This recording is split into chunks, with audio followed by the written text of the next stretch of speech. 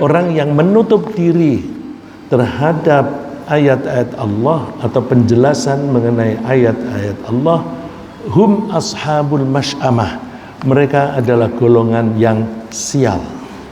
Masy'amah bisa berarti sial kalau dia kita ambil dari kata sya'uma yash'umu.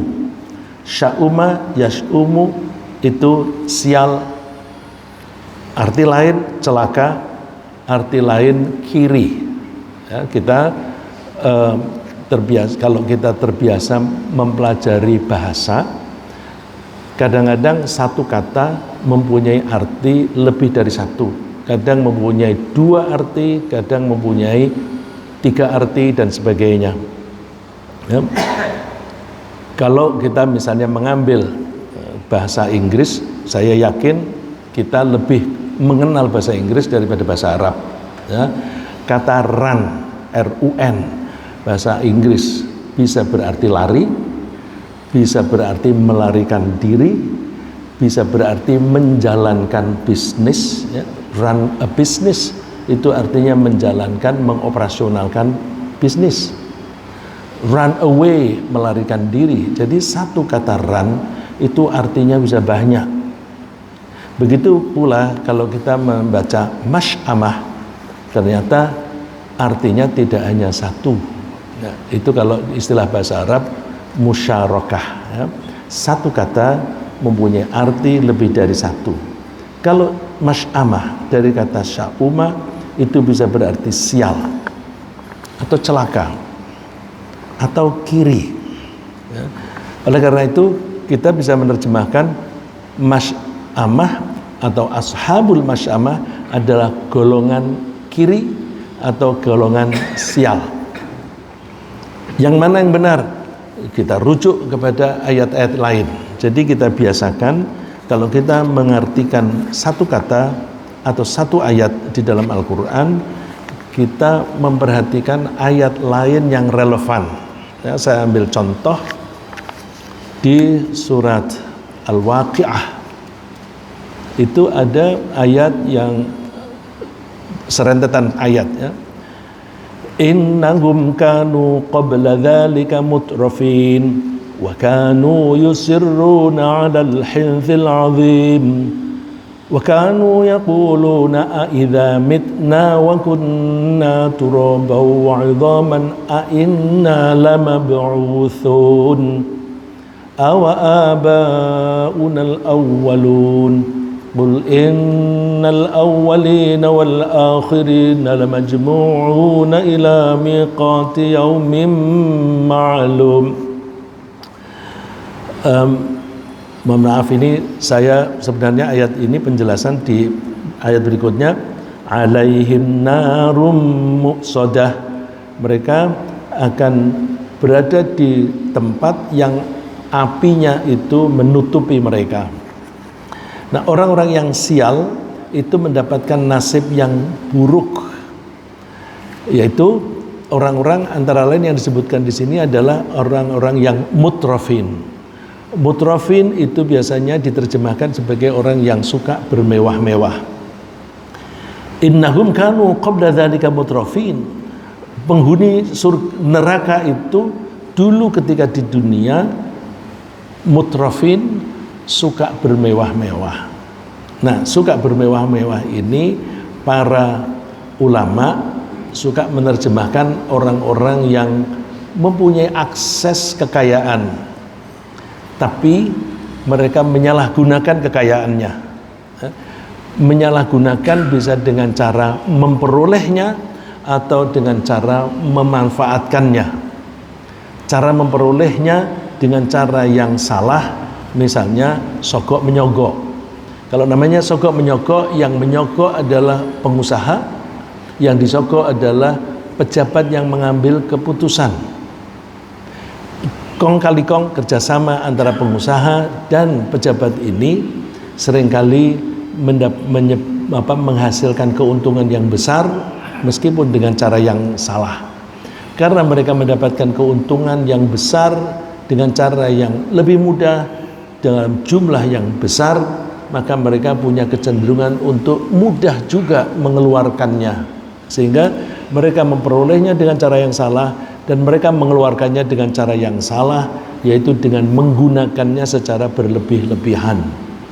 Misalnya kalau orang tertentu itu menggunakan mobil yang harganya 100-200 juta cukup, tetapi mereka harus yang harganya miliaran, misalnya semacam itu, hanya untuk menunjukkan bahwa hartaku banyak. Nah itu bisa pengusaha, bisa pejabat. Nah, kalau kita memperhatikan mutrafin, ada ayat lain yang menyebutkan bahwa kalau Allah akan menghancurkan suatu bangsa, biasanya mutrafinnya masyarakat itu berperilaku berlebihan, suka merampas hak orang lain, suka memperlakukan orang lain secara semena-mena. Nah, jadi mereka itu yang di neraka itu adalah orang-orang yang mutrafin. Wa kanu yusirruna 'alal hifdzil 'azim, dan mereka terus-menerus mengerjakan dosa. Jadi sekarang berdosa, besok berdosa lagi, dan seterusnya. Dan berhenti sulit, karena orang kalau sudah terlanjur terjun di bidang yang sogok menyogok, itu kalau mau berhenti sulit. Ya, bisa sulitnya, ya habis bisnisku nggak jalan kalau tidak begitu. Satu sisi, dari segi lain, karena enaknya sogokan, kalau tidak ada pelicin, ya tidak saya keluarkan izinnya dan sebagainya. Ya, jadi karena itu mereka cenderung untuk terus-menerus melakukan pelanggaran-pelanggaran itu. Wa kanu yaquluna a idza midna wa kunna turaba wa 'idhaman a inna lamab'utsun. Apakah ketika kita sudah mati, kita sudah menjadi debu dan tinggal tulang belulang, bisa dibangkitkan kembali? Awa abaunal awwalun, apalagi nenek moyang kami yang sudah hancur lebur, apakah bisa dikumpulkan kembali? Allah menjawab di surat Al-Qiyamah, bala qadirina ala an nusawwiya banana, bisa aku, Allah, bisa membuat tulang belulang yang berserakan itu menjadi terkumpul kembali. Qul innal awwalina wal akhirina lamajmu'una ila miqati yaumin ma'lum. Katakan, setelah dibangkitkan, baik orang generasi terdahulu maupun generasi belakangan, semuanya akan dikumpulkan di tempat yang sudah dimaklumi.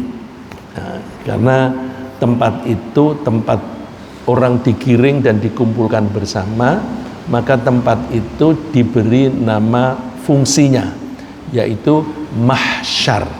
Mahsyar itu artinya tempat berkumpul. Ya. Kadang-kadang kita itu menyebut benda namanya, tapi kadang-kadang kita menyebut fungsinya. Yang saya duduki ini namanya kursi, nama. Tapi kadang-kadang kita menyebutnya fungsi, tempat duduk. Ya. Kadang-kadang al-kursiyu, kadang-kadang al-maq'adu. Al-maq'adu itu tempat duduk. Nah, mahsyar itu fungsinya.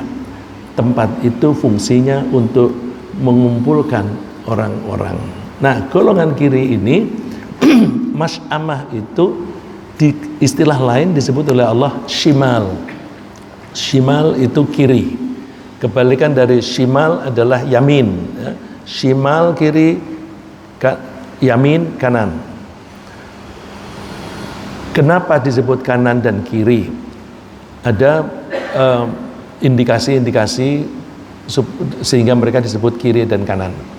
Ada orang yang disebut kelompok kanan itu ketika malaikat menyerahkan buku pertanggungjawaban atau buku record, ya, track recordnya seseorang, orang yang menerima itu menggunakan tangan kanan. Ada yang menerima dengan tangan kiri. Nah, orang yang menerima dengan tangan kanan itu biasanya rapotnya bagus, isinya bagus dan hasilnya menyenangkan. Mereka orang-orang yang beruntung. Maka mereka disebut ashabul maimanah atau ashabul yamin, ya. Ashabul yamin kelompok kanan, ashabul maimanah kelompok yang beruntung. Sedangkan yang menerima dengan tangan kiri disebut ashabus shimal, kelompok kiri, atau disebut ashabul masy'amah karena nasibnya sial. Jadi itu penyebutan, bisa disebut pekerjaannya pakai tangan kanan, bisa juga disebut nasibnya beruntung. Menerima dengan tangan kiri, cara mengerjakannya, nasibnya sial. Nah, orang-orang yang kelompok kiri fayaqulu ya laitani lam uta kitabiyah, mana aku tidak diberi kitab. Tidak diberi karena ini kalau ditanya, lihat dong rapotmu, lihat dong ijazahmu. Kalau ijazah itu biasanya tidak diberi nilai, ya, atau disebut secara umum saja cum laude atau dengan nilai A atau B dan sebagainya. Nah, orang yang nilainya bagus itu senang sekali, karena senang maka kepengen pamer. Wah, aku dapat buku nih, aku dapat rapot nih, gitu. Ha umuqra'u kitabiyah, sini ayo bacalah kitabku. Jadi dia itu ingin pamer. Ha umuqra'u kitabiyah, ya, sebelum ayat ini, ya, di Al-Haqqah sebelum ayat ini itu ketika orang menerima dengan tangan kanan manggil-manggil. Tapi yang menerima dengan tangan kiri, mereka itu jangan, lihat dong punyamu. Mana aku gak punya, diumpetin. Mereka bilang, ya laitani lam uta kitabiyah, ya, aku gak mendapat kitab, dan seandainya aja gak ada rapot ini, ya kalau gak ada rapot enak, ya kan. Dulu kita tuh suka ribut orang tua gara-gara ujian nasional, ada yang lulus dan ada yang tidak lulus. Udahlah, semua dilulusin, begitu kan. Jadi gak usah pakai rapot-rapotan. Nah, ini ya laitani lam uta kitabiyah, seandainya aja nggak ada kitab begini. Walam adri ma hisabiyah, aku nggak tahu ada hisab seperti ini. Ya memang dulu nggak mau percaya, ya maka nggak tahu. Ya laitaha kanatil qadiyah, wah kalau begini aku enaknya mati aja deh. Jadi orang yang hidupnya sengsara kepengennya mati, karena pengalaman di dunia begitu mati kesengsaraan habis, berhenti. Di sana mereka kepengennya mati. Ya laita kanatil qadiyah, malaikat menjawab, enggak, kamu akan hidup terus.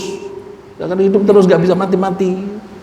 Ma aghna anni maliyah, hartaku tidak ada gunanya lagi. Gimana mau berguna? Harta kita itu kan bagian dari bumi. Mobil itu dibuat dari logam, logamnya bumi.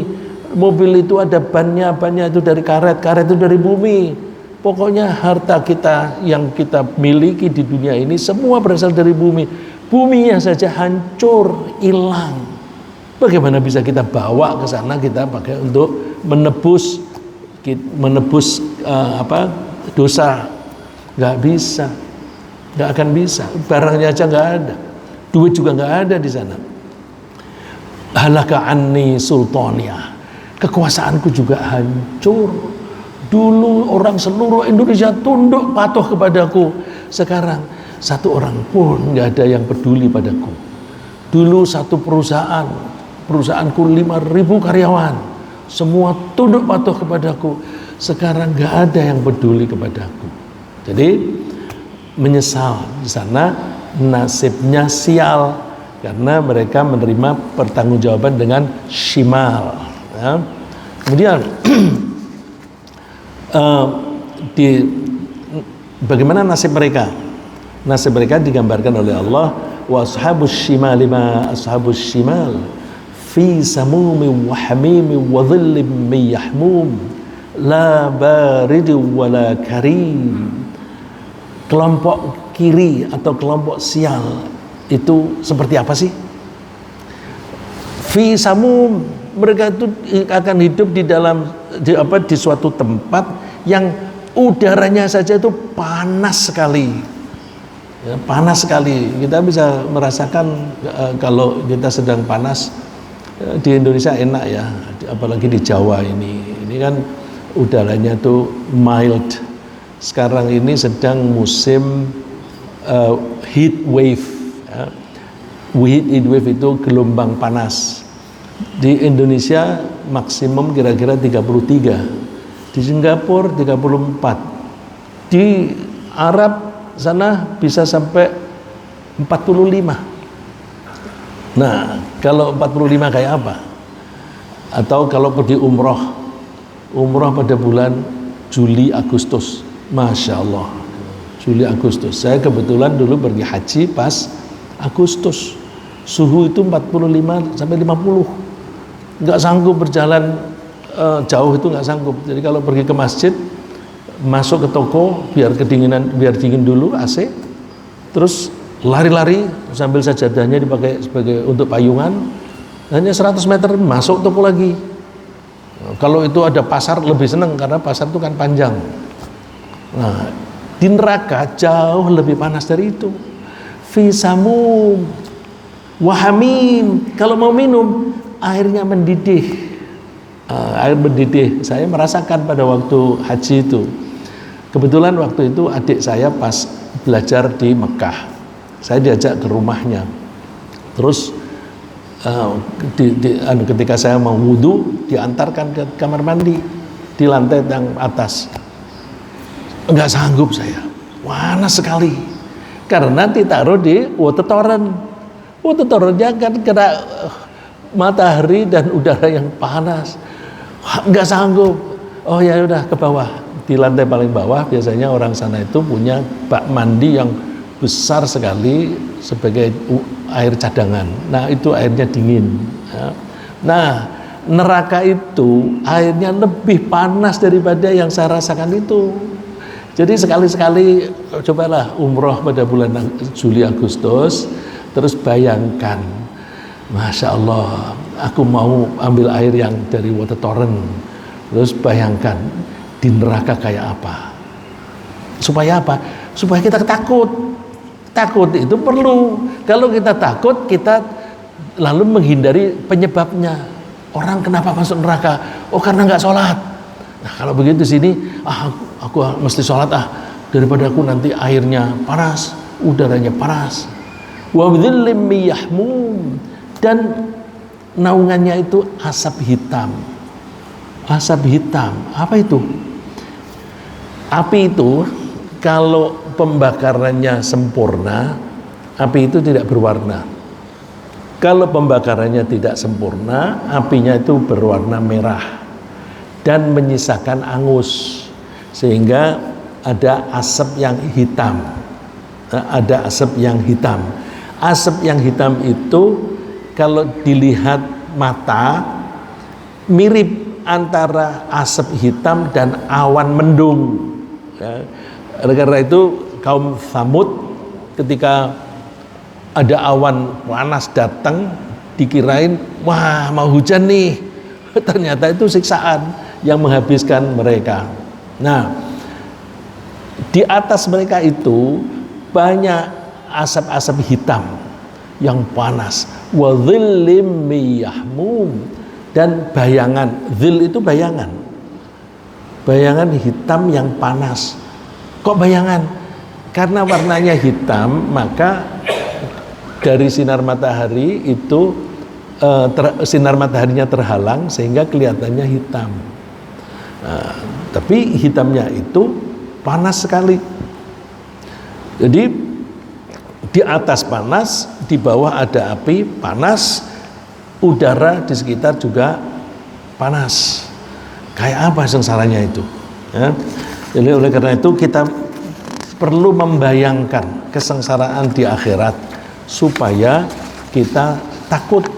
Jadi horor itu kita datangkan sekarang supaya kita hati-hati, kemudian kita bisa selamat dari itu. Karena kalau kita tidak mau mendatangkan horor sekarang, nanti horornya datangnya belakangan. Ya, seperti siksaan untuk Fir'aun. Di Al-Quran disebutkan di surat Ghafir bahwa Fir'aun itu disiksa di alam barzakh dengan melihat tempat tinggalnya dia kelak, yaitu neraka. Jadi ketika di alam barzakh belum masuk neraka, tapi setiap saat dia melihat neraka yang panas begitu, kamu besok di situ, kamu besok di situ, kamu di situ, kan takut. Jadi siksaannya itu siksaan psikologis. Oleh karena itu, bagaimana kalau siksa kubur itu? Siksa kubur itu antara itu. Sejak ayat itu turun, Rasulullah sering menyebut siksa kubur. Ya, jadi lebih ke siksaan mental. La baridi wala karim. Gak ada sejuk-sejukan, air yang sejuk gak ada, udara sejuk tidak ada, wala karim, dan tidak ada hal-hal yang menyenangkan. Udahlah sengsara, itu kelompok kiri. Nah, bayangan itu juga digambarkan oleh Allah, lahum min fawqihim dhulalun minan nari wa min tahtihim dhulal. Di atas mereka ada awan yang panas, bukan, ini sebenarnya asap ya, asap hitam yang panas dari neraka, wa min tahtihim dhulal, dan di bawah pun panas. Saya sulit membayangkan ya, karena keadaan di neraka itu kan digambarkan oleh Allah seperti fisik yang jelas begitu ya, tapi Rasulullah menjamin pasti bayangan kita itu tidak persis seperti yang kenyataannya ya. Mala aina ra'at wala udhuna sami'at, mata kita belum pernah melihat itu, telinga kita belum pernah mendengar semacam itu. Orang yang tidak percaya kepada Allah dan kepada hari akhir itu mengartikan hadis itu secara salah. Jadi di akhirat itu nggak ada yang bisa dilihat dan tidak ada yang bisa didengar. Jadi sebenarnya nggak ada apa-apa itu. Surga nggak ada, neraka nggak ada. Itu bagi orang yang tidak percaya. Padahal maksudnya apapun yang ada di sana belum pernah kita lihat di dunia. Tapi kita bisa menengarai. Misalnya ada buah mangga. Terus kita petik, kita rasakan, ternyata jauh lebih enak daripada buah mangga. Jadi kita kelihatannya serupa. Kelihatannya serupa dengan apa yang kita pernah lihat dan rasakan di dunia, tapi ternyata beda. Nah, api itu ketika menyala-nyala dan dia pembakarannya tidak sempurna, dia akan banyak mengeluarkan asap hitam. Nah, asap hitam ini kalau diterjang angin, misalnya apinya di sana, di selatan, kemudian diterjang angin yang datangnya dari selatan, api itu ke arah kita dan asapnya juga ke arah kita, makanya disebut min fawqihim dhulal, di atas mereka itu ada dhulal, bayangan-bayangan. Dhulal itu artinya tuh shade ya, bayangan. Kenapa disebut bayangan? Karena mesti ada, kalau ini misalnya ada sinar dari sana, sini kena sinar terang, di sini gelap. Gelapnya itu karena bayangan ya. Dulu sudah pernah kita singgung, Allah menyebut bayangan di dalam Al-Quran. Kalau Allah menyebut berarti benda itu penting.